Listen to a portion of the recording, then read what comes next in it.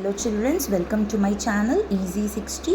இன்னைக்கு Tamil Nadu syllabus standard 12ஓட chapter 2 exercise 2.1ல செகண்ட் சம் பார்க்க போகிறோம்.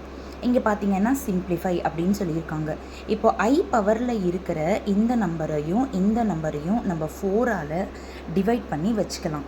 இப்போது இந்த சம்முக்கு பார்த்தீங்கன்னா தட் இஸ் இந்த நம்பருக்கு பார்த்தீங்கன்னா ஐ பவரில் 4 × 487 அதுக்கப்புறமா ஐ பவர் 0.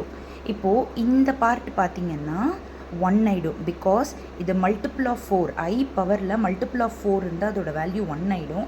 இங்கே ஐ பவர் 0வும் 1 ஆகிடும். இந்த போர்ஷனில் பார்த்திங்கன்னா மைனஸ் ஐ பவர், இங்கே மேலே மைனஸ்ன்றது கொஷின்லேயே கொடுத்துருக்காங்க.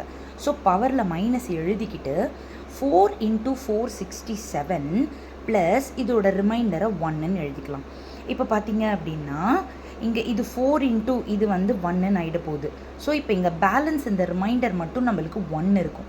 பட் இங்கே மைனஸ் இருக்கிறனால நான் ஐ பவர் -1 அப்படின்னு போட்டிருக்கேன்.